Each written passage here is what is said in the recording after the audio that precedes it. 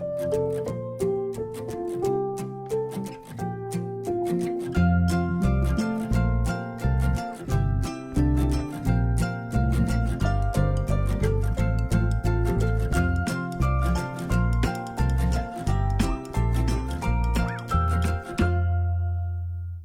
right, so I'm out here hanging out in the bee yard, and I wanted to talk a little bit about virgin queen introductions. I just had ordered a batch of 10 F1 Harbos from a friend, and so he sent me the virgins. He sent me actually an extra one, which is probably a pretty good practice anyway, in case you lose one. It's probably much more worth it to the seller. But anyway, so he sent me 11, and I'll tell you how I introed those virgins, okay? So number one, I want you to know that I received them on a Thursday. The virgins emerged on a Monday, so they were Tuesday, Wednesday, Thursday, 3 days old when they were overnighted to me, and I got them. So I had made up the nukes. Now that's important. I made up nukes, mating nukes, for them. Now some of them were established mating nukes that I would say are only 4 or 5 frames of bees. Okay, that's important. The other ones, like for instance here, if you take this one here and this one here, for example, were 8-frame colonies that I split in half. Okay, so the colony was facing this way, this direction. All right, now keep this in mind. Hope you can see that. Colony was facing this direction. Okay, I split it up and made double nukes out of it. Okay, so I made this side over here, which is facing that way. So sorry, this side over here. Let me change this up here. Give me a second. So the side over on this side of the double nuke has an entrance back that way. So I know that all of the forager bees, the flying bees, are going to be on this side, coming out from this entrance, because that's where they were oriented to before. So I put brood and I shook extra frames of nurse bees over here. Now, why did I do that? Because nurse bees accept queens easier. Okay, so when you get older bees, the odds of your queens getting accepted go down a little bit. And also, if you're trying to introduce a virgin or something like that into a full-sized hive, like a production colony, your odds go down a little bit. It just seems that those big colonies have a harder time accepting. But nurse bees are quite accepting of queens of all different sorts. So if you want to stack the odds into your favor, go with nurse bees.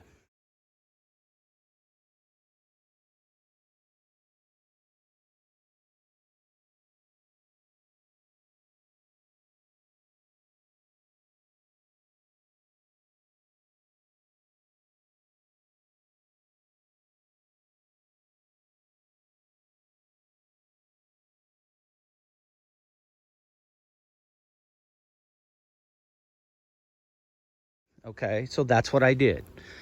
Okay, so I would say that all of the mating nukes that I put these 11 virgins in were in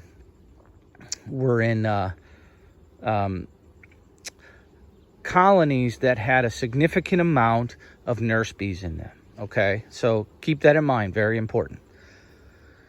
A lot of people do not like to intro virgins, but what I did, and this is not my own idea, okay? So I have studied and read up on the subject, and people have helped me, okay? And so I came to this conclusion.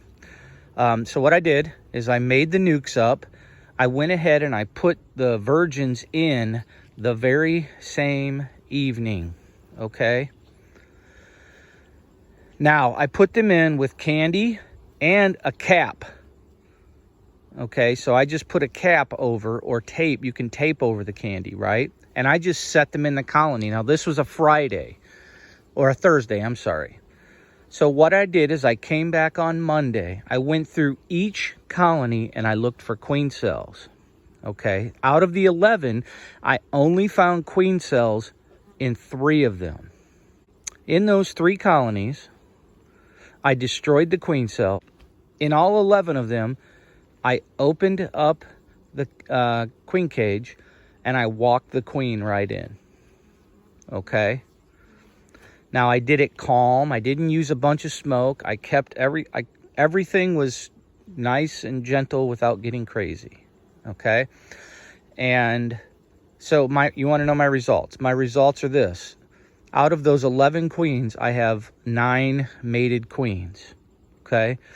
This box right here is the only one that seems to have failed, you know, through the natural or through the process of, you know, I did everything right, okay, but the queen, I don't believe, ever made it back. Now, the reason I worded it that way, because that colony there, excuse the arrow, by the way, I just found an arrow out in my, with the broadhead on it, in the bee yard, okay?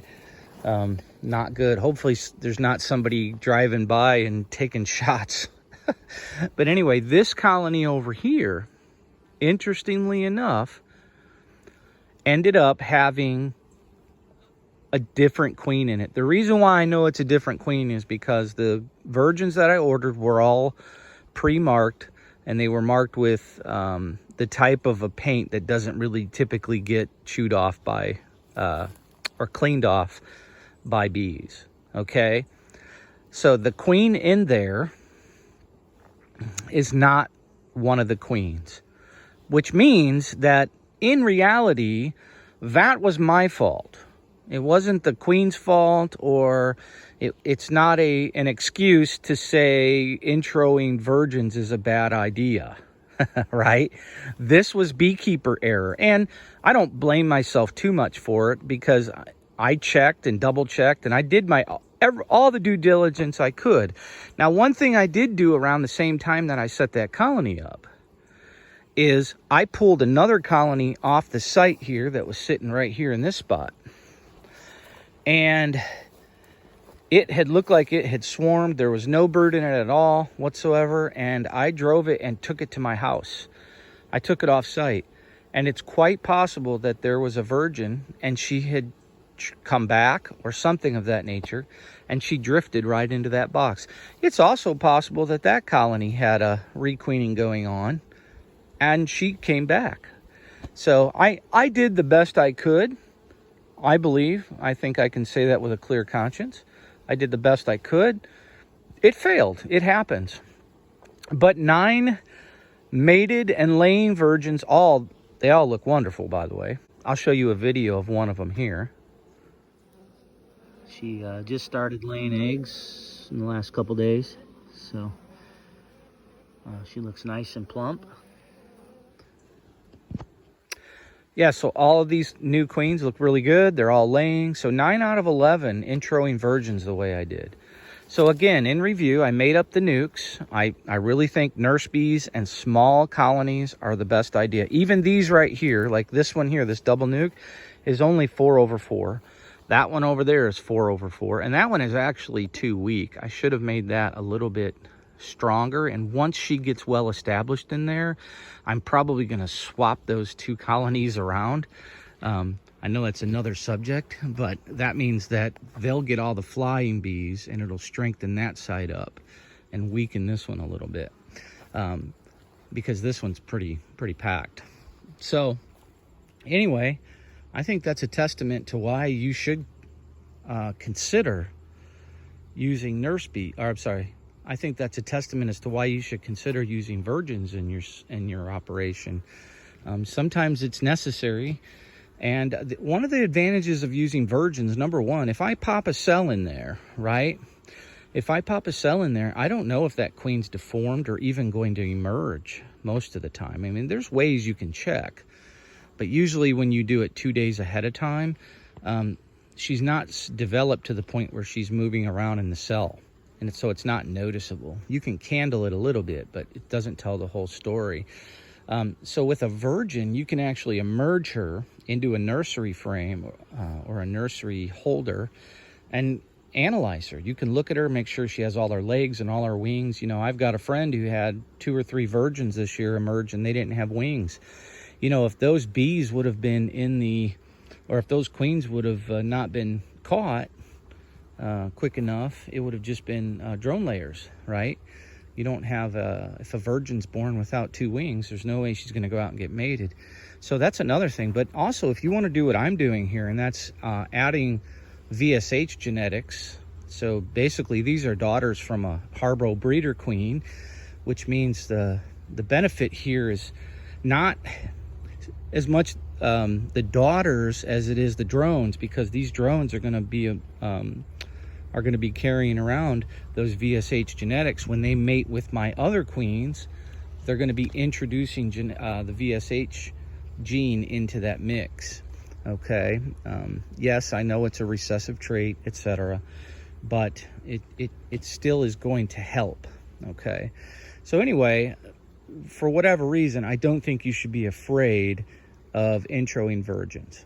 Okay, sometimes I will just smoke them in. I'll just set them right on the entry. I'll put some smoke on the front, and then just put the cage facing inward, and I'll release her and let her walk right in, and then give it a little bit more smoke, and it works too. Probably, I would say percentage wise a little bit less, but if that's your option at the time, or you're in a hurry or whatnot, do it. Don't be afraid. So I just think people need to be educated on these things and not be afraid to try these things. And if you're timid, it's not going to work out for you, and it's going to hinder you in becoming a really good beekeeper. But anyway, that's it. I hope you have a great day. Peace out.